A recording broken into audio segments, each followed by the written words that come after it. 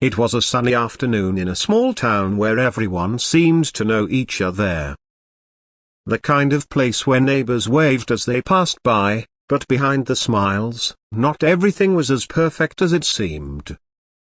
A young black teenager named Jamal was walking home from school. He was wearing his backpack, his headphones in, just minding his business. Jamal was a good kid, polite, hardworking, and focused on his dreams of becoming an engineer.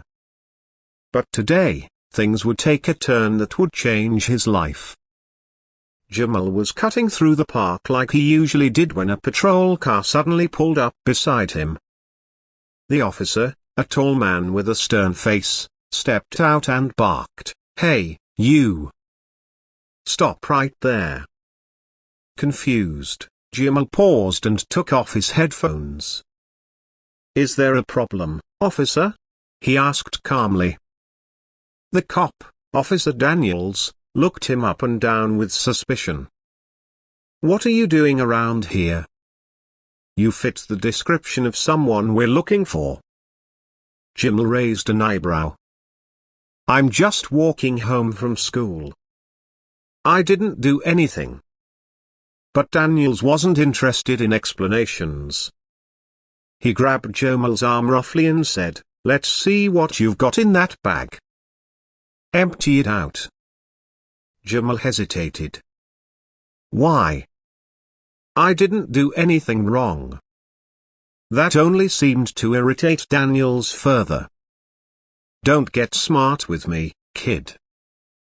Do what I say, or things are gonna get a lot worse for you." By now, a small crowd had started to gather, people murmuring among themselves. Some took out their phones to record, but Daniels didn't seem to care. He was convinced Jamal was hiding something. Jamal, trying to stay calm, slowly took off his backpack and handed it over. The officer rummaged through it, pulling out textbooks, notebooks, and a packed lunch. "What's this?" Daniels sneered. "Trying to act innocent, huh?" Jamal shook his head. "That's all I have. I told you, I'm just going home." But Daniels wasn't satisfied. He grabbed Jamal by the arm and said, "You're coming with me. Let's see how tough you are back at the station." Jamal's heart was racing. "Why are you doing this?" "I didn't do anything." "You're resisting now?" Daniels snapped, tightening his grip. "Keep talking, and I'll add that to your charges." As Daniels began to drag him to the patrol car, Jamal blurted out, "You're making a big mistake." "My dada." Daniels cut him off. "I don't care who your dad is." "Shut up." But Jamal didn't stop. "My dad is your boss." Daniels froze for a moment, then laughed. "Oh, really?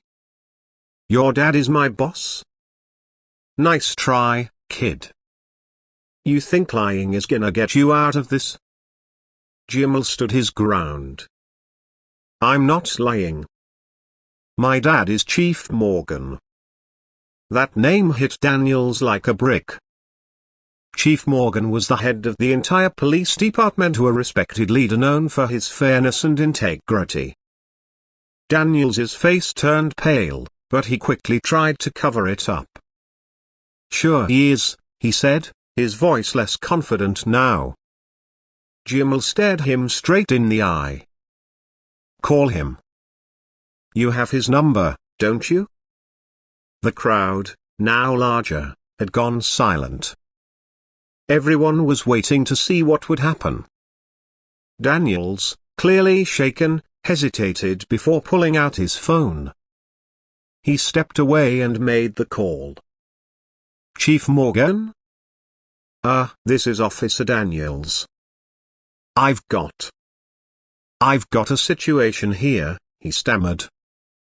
A deep, authoritative voice came through the line. "What's going on, Daniels?" Daniels glanced nervously at Jamal. I detained a young man who says he's your son." There was a pause, and then Chief Morgan's voice grew cold. "You detained my son? What exactly did he do?" Daniels swallowed hard. He fit the description of a suspect." "Did you find anything on him?" the chief asked. "No, sir," Daniels admitted, his voice barely a whisper. "Let me get this straight," the chief said, his tone sharp. "You stopped my son for no reason, searched him without probable cause, and now you've detained him?" Daniels stammered, "I thought her." "You thought wrong," Chief Morgan snapped. "Release him now. And you and I are going to have a serious conversation back at the station." Daniels hung up, his hands trembling. He turned to Jamal and unlocked the handcuffs. "You're free to go," he muttered, avoiding eye contact. Jamal rubbed his wrists and looked Daniels in the eye. "You should treat everyone with respect, not just because of who their family is." Daniels didn't respond. He got back in his patrol car and drove off, the crowd booing him as he left. Jamal walked the rest of the way home, shaken but relieved. When he got there, his dad was waiting for him, a mix of anger and concern on his face. They talked about what happened, and Chief Morgan promised his son that Daniels would face the consequences. The next day, the incident was the talk of the town. Videos of the confrontation had gone viral, sparking outrage. Chief Morgan held a press conference, addressing the issue head-on. "No one, regardless of their background or status, should ever be treated unfairly," he said firmly. "We will not tolerate this kind of behavior in our department." As for Daniels, he was suspended pending an investigation. It was a lesson for him and a wake-up call for the entire community. Jamal's experience highlighted the importance of accountability and treating everyone with dignity. From that day on, things started to change in the small town. People spoke out more against injustice, and the police department worked to rebuild trust with the community. And Jamal? He continued to chase his dreams, knowing he had made a difference. In the weeks that followed, life didn't return to normal for Jamal, not entirely. The viral video had made him something of a local celebrity. Everywhere he went, people would stop him, offering words of support, admiration, and sometimes even apologies. Some of his classmates who had previously kept their distance began to treat him with newfound respect. But for Jamal, it wasn't about the fame or the attention. It was about making sure that no one else had to go through what he did. Meanwhile, Chief Morgan faced intense pressure to take decisive action against Officer Daniels. The suspension was only the beginning. An internal investigation was launched, and Daniels's record was combed through meticulously. What they found was troubling: multiple complaints of racial profiling and excessive use of force, all of which had been swept under the rug by colleagues who were either complicit or too afraid to speak out. This time, however, things were different. The public outrage, fueled by the video of Jamal's wrongful detention, made it impossible to ignore. At a town hall meeting, Chief Morgan addressed the community directly. "I want to be clear, accountability is not optional in this department. Officer Daniels will face the consequences of his actions, and we are implementing mandatory bias training for all officers. This is not a band-aid solution, this is the beginning of a systemic change." For Jamal, hearing his father speak those words was a proud moment. But he also knew that change wouldn't come overnight. Inspired by his own experience, he decided to get more involved in his community. he started attending meetings, speaking at local schools about racial justice, and encouraging his peers to stand up for what was right. He even joined a youth advocacy group that worked closely with law enforcement to foster better relationships and mutual understanding. One day, as Jamal was leaving a meeting at the community center, he saw someone waiting for him in the parking lot. It was Officer Daniels, dressed in civilian clothes. Jamal froze for a moment, unsure of what to expect. Daniels approached him cautiously, his hands in his pockets, and said, "Jamal, can I talk to you for a second?" Jamal hesitated but nodded. "What do you want?" Daniels looked down, clearly uncomfortable. "I owe you an apology. I was wrong. What I did to you was unfair, and it's something I'm ashamed of." Jamal crossed his arms, studying Daniels carefully. "Why are you telling me this now?" Daniels sighed. "Because I've had a lot of time to think. The suspension gave me a chance to reflect on my actions and not just what I did to you, but to others. I grew up in a household where people like you were seen as a threat, and I let that prejudice guide me. That's not an excuse, it's just the truth.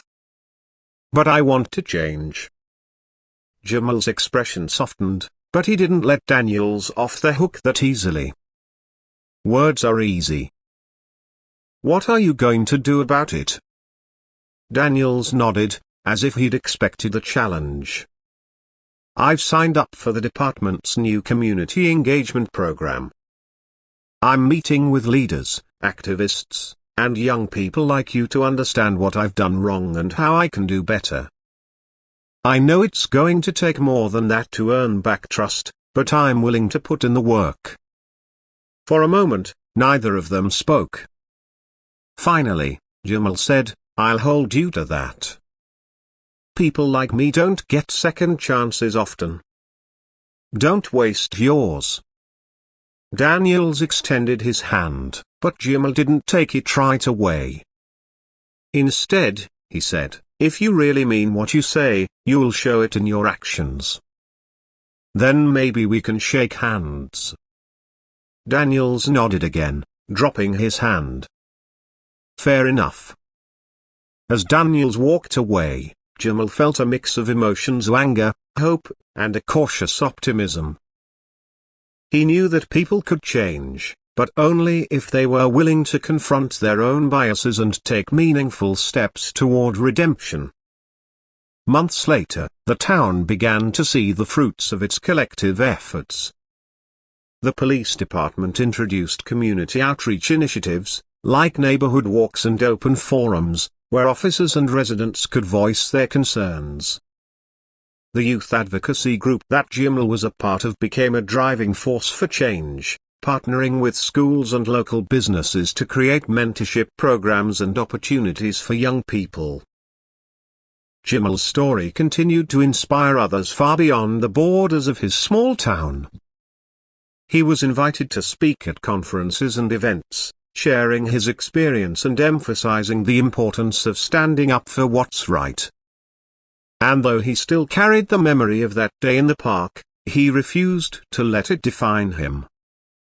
Instead, he used it as fuel to push forward, to dream bigger, and to fight harder for justice. As for Daniels, his journey wasn't easy.